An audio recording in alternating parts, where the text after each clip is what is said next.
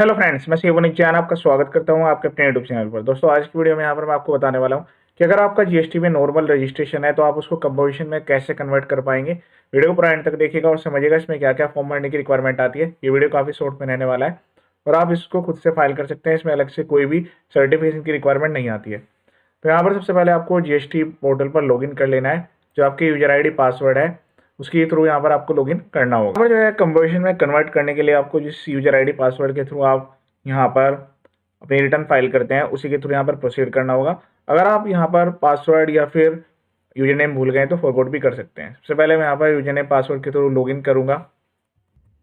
अब यहाँ पर लॉगिन करने के बाद आपको सर्विसेज में जाना है, रजिस्ट्रेशन पर क्लिक कर देना है। यहाँ पर एक ऑप्शन देखने के लिए मिलेगा, application to opt for composition levy. इस पर आपको यहाँ पर क्लिक कर देना है। क्लिक करने के बाद यहाँ पर आपको ऑप्शन देखने के लिए मिलेगा कि अगर आप यहाँ पर जो है इनवालिड आइटम्स में मैन्युफैक्चरिंग करते हैं तो आप इस स्कीम में नहीं जा सकते, क्योंकि यहाँ पर सेक्शन 10 में कंपोजिशन लेवी की रिगार्डिंग स्कीम बनाई गई है। इसकी एलिजिबिलिटी में यहाँ पर कुछ पर्सन को रेस्ट्रिक्ट किया गया है।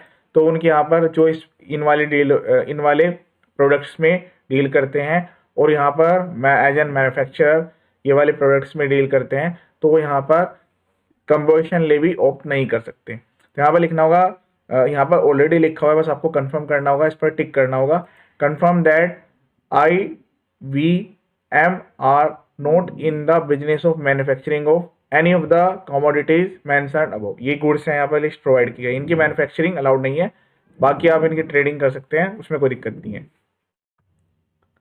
तो इसके बाद यहाँ पर जो है स्क्रॉल करते हुए आपको नीचे ड्रैग डाउन करते हुए लेकर आना है। यहाँ पर आने के बाद आपको यहाँ पर ऑप्शन मिलेगा, ये वाले ऑप्शन है manufacture other than manufacturing of such goods as may be notified, जो कि ऊपर है, which option is not available, supplier making supplies any other supplier eligible for composition levy. तो आपको इनमें से रेस्पेक्टिव जो हेड्स है वो यहाँ पर सेलेक्ट करने की रिक्वायरमेंट आएगी। फिर इसके बाद आपको कंफर्मेशन देनी है। फिर उसके बाद यहाँ पर जो है आपको वेरिफिकेशन पर क्लिक करना है। यहाँ से ऑथराइज्ड पर्सन का नेम सेलेक्ट करना है। यहाँ पर ऑथराइज्ड पर्सन का नेम सेलेक्ट करने के बाद यहाँ पर प्लेस एंटर करना है। प्लेस एंटर करने के बाद यहाँ पर जो है ये बटन एनेबल हो जाएगा, सबमिट विद ईवीसी। इस पर आपको क्लिक करना है। क्लिक करने के बाद आपके registered email ID mobile number पर ओटीपी जाएंगे, उसको आपको वेरीफाई कर देना है। वेरीफाई होने के बाद यहाँ पर जो है आपका ARN जनरेट होगा, आपके पास मैसेज आ जाएगा और उसके बाद ये जो पोर्टल है कन्वर्जन हो जाएगा आपका। अब यहाँ पर जो कंपोजिशन लेवी के लिए जो रिटर्न अवेलेबल होती है वो आपको फाइल करनी होगी। CMP 08 फॉर्म होता है जो कि 3 महीने में एक बार फाइल करना होता है। ध्यान रहे, जब आप ये कन्वर्ट कर रहे होंगे तो उसमें क्या है कि जिस दिन आप कन्वर्ट करेंगे उस महीने की रिटर्न आपको फिर भी फाइल करनी पड़ेगी, नॉर्मल रजिस्ट्रेशन के रिगार्डिंग भी। ठीक है, तो आप अपने GSTR 1 को सही तरीके से फाइल करेंगे। फिर उस वाले पीरियड के लिए, जो कि पार्टली पीरियड रहेगा वो, कि आपने जो है जिस भी दिन प्रोसीड किया उस दिन का वो पार्ट रहेगा। आधा हो सकता है जैसे अभी आप फरवरी में प्रोसीड कर रहे हैं तो फैब की रिटर्न आपको R1 भरनी पड़ेगी, और जो इसकी क्वार्टरली रिटर्न है CMP 08 आगे आप उस दिन के बाद से कंपोजिशन में डील करेंगे तो उसके रिगार्डिंग आपको CMP 08 की स्टेटमेंट भी फाइल करनी होगी। तो दोनों के लिए यहाँ पर ध्यान रखना होगा, अदरवाइज आपको लेट फीस लग सकती है। ठीक है, ये कन्वर्जन यहाँ पर ऑटोमेटिकली हो जाता है। अब इसके रिगार्डिंग कुछ आपको कंडीशंस की भी ध्यान रखने की रिक्वायरमेंट है। एक तो जो आपका इनपुट टैक्स क्रेडिट है डैशबोर्ड पर, मैं भी आपको दिखा देता हूँ। जो यहाँ पर आपका डैशबोर्ड पर इनपुट टैक्स क्रेडिट है वो आपको चेक करना होगा, और जो भी आपके पास एज ऑन डेट स्टॉक है उस पर जो आपने इनपुट टैक्स क्रेडिट क्लेम किया होगा वो आपको यहाँ पर रिवर्स करने की रिक्वायरमेंट आएगी जब आप यहाँ पर नॉर्मल से कंपोजिशन स्कीम में जा रहे होंगे। ठीक है, तो उस केस में क्या होता है कि रेस्ट्रिक्शंस होती है, आपको फॉर्म ITC 03 फाइल करने की रिक्वायरमेंट आएगी। वो भी यहाँ पर आपको ऑनलाइन ही फाइल करना होता है, यहाँ पर input tax credit regarding reversal के रिगार्डिंग। ठीक है, या फिर काफ़ी केस में ऐसा भी होता है कि भाई आपकी जो सप्लाई है अब यहाँ पर उस पर टैक्स एप्लीकेबल नहीं है, तब भी आपको ITC 03 फाइल करके जो भी आपके पास स्टॉक रखा हुआ है, ये वाला लेजर बैलेंस नहीं जो यहाँ पर पोर्टल पर है, जो आपके पास स्टॉक है उस पर जो भी इनपुट टैक्स क्रेडिट आपने क्लेम किया हुआ है जिस दिन आप अप्लाई कर रहे हैं वो आपको रिवर्स करने की यहाँ पर रिक्वायरमेंट आएगी। उसके बाद यहाँ पर जो आपको सर्विसेज में जाना है, सर्विस में आने के बाद रिटर्न्स पर क्लिक करना है, यहाँ पर ITC फॉर्म पर क्लिक कर देना है। क्लिक करने के बाद मैंने आपको फॉर्म बता दिया है, आपको यहाँ पर ITC 03 फॉर्म भरने की रिक्वायरमेंट आएगी। तो यहाँ पर ये फॉर्म प्रोवाइड किया गया है, इस पर आपको क्लिक करना है प्रिपेयर ऑनलाइन पर। यहाँ पर जो है इसके रिगार्डिंग आपको एग्जैक्ट रीजन सेलेक्ट करने की रिक्वायरमेंट आएगी। जैसे कि मैंने आपको बताया, एक तो कंपोजिशन लेवी के रिगार्डिंग, दूसरा यहाँ पर आपके गुड्स जो है एग्जाम्प्ट हो गए। तो कंपोजिशन लेवी यहाँ पर आप सेलेक्ट करेंगे, उसके बाद यहाँ पर प्रोसीड पर क्लिक कर देना है। क्लिक करने के बाद यहाँ पर जो है अब आपको जो ARN नंबर है वो यहाँ पर एंटर करना होगा। ARN मतलब जिस दिन आपने ऑप्ट के लिए डाला था और आपको ये अलाउ कर दिया गया है, डेट यहाँ पर आएगी, प्रोसीड पर क्लिक करना है। फिर उसके बाद ये फॉर्म यहाँ पर आपको पूरा फिल आउट करके और सबमिट करने की रिक्वायरमेंट आएगी। ध्यान रहे, इसके लिए जो टाइम लिमिट प्रोवाइड की है 60 डेज की, अगर आप नहीं करते हैं तो फिर यहाँ पर जो है लेट फीस एप्लीकेबल है और यहाँ पर नोटिस भी आपको मिल सकते हैं, ठीक है। क्योंकि जो भी आपने कन्वर्जन किया है उस स्टॉक को आपने जमा नहीं किया है टैक्स को, और उस पर इंटरेस्ट की एप्लीकेबिलिटी यहाँ पर आएगी।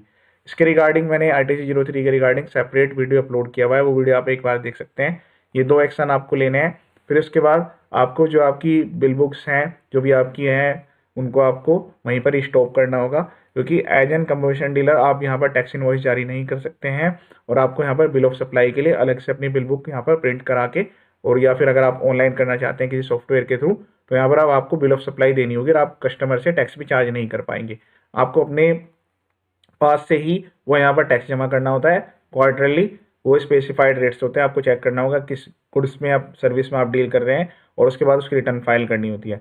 ये यहाँ पर आपको हर 3 महीने में 4 रिटर्न फाइल करने के बाद एक और एनुअल रिटर्न आती है GSTR4, वो भी फाइल करने की मैंडेटरी रिक्वायरमेंट है, रेस्पेक्टिव ऑफ आपकी टर्नओवर कितनी है। अगर आप वो नहीं भरते हैं तो उसमें भी यहाँ पर लेट फीस एप्लीकेबल है, बाद में उसके रिगार्डिंग भी नोटिस आ सकते हैं। कंपोजिशन डीलर्स में काफ़ी सारी चीज़ें यहाँ पर रिलैक्स रहती है, तो आप एक बार आपने कन्वर्जन कर लिया है तो फिर आपको कंपोजिशन डीलर के जो भी प्रोविजंस हैं उनको फॉलो करने की रिक्वायरमेंट यहाँ पर आएगी। ये था कंप्लीट वीडियो। आपको ये 2 यहाँ पर फॉर्म भरने हैं, और उसके बाद जो भी आपके बुक्स ऑफ अकाउंट है वो composition as an composition dealer ही आपको मेंटेन करने की भी रिक्वायरमेंट यहाँ पर आएगी। जिस दिन कन्वर्जन कर रहे हैं उस दिन के जो भी डॉक्यूमेंट्स है सब कुछ आप अपने पास रखें, क्योंकि जो प्रीवियस ईयर्स हैं जहाँ पर आप नॉर्मल डीलर थे उनके रिगार्डिंग जो प्रोसीडिंग्स लगेंगी, केस लगेंगे, तो वो आपको उसी तरीके से ही यहाँ पर फॉलो करने की रिक्वायरमेंट आएगी, ठीक है। अब इसके बाद से अगर कोई नोटिस आते हैं फिर वो कंपोजिशन लीवी में रहेंगे। सर्विसेज में जाना है और यूजर सर्विस में जाकर आपको एक बार व्यू नोटिस एंड ऑर्डर पर भी क्लिक करके चेक कर लेना है। अगर कोई लेटेस्ट यहाँ पर नोटिस या ऑर्डर्स आए होंगे तो वो सारी चीज़ें आपको यहाँ पर देखने के लिए मिल जाएगी। कोई भी चीज़ अवॉइड ना करें और टाइमली अपने रिटर्न को फाइल करें, और कोई भी नोटिस आता है उसका रिप्लाई सबमिट जरूर करें। ये था लेटेस्ट वीडियो। इसके अलावा GST और इनकम टैक्स काफ़ी सारे वीडियो जो मेरे यूट्यूब चैनल पर अवेलेबल है, वो वीडियो आप एक बार देख सकते हैं, और RTC03 का स्पेसिफिक वीडियो है वो भी आप एक बार देख सकते हैं। मैंने अपने यूट्यूब चैनल पर इसके रिगार्डिंग वीडियो अपलोड कर दी कि कंपोजिशन से नॉर्मल में कैसे जाना है और नॉर्मल से कंपोजिशन में कैसे जाना है, वो वीडियो भी आप एक बार देख सकते हैं। ये वीडियो देखने के लिए थैंक यू सो मच।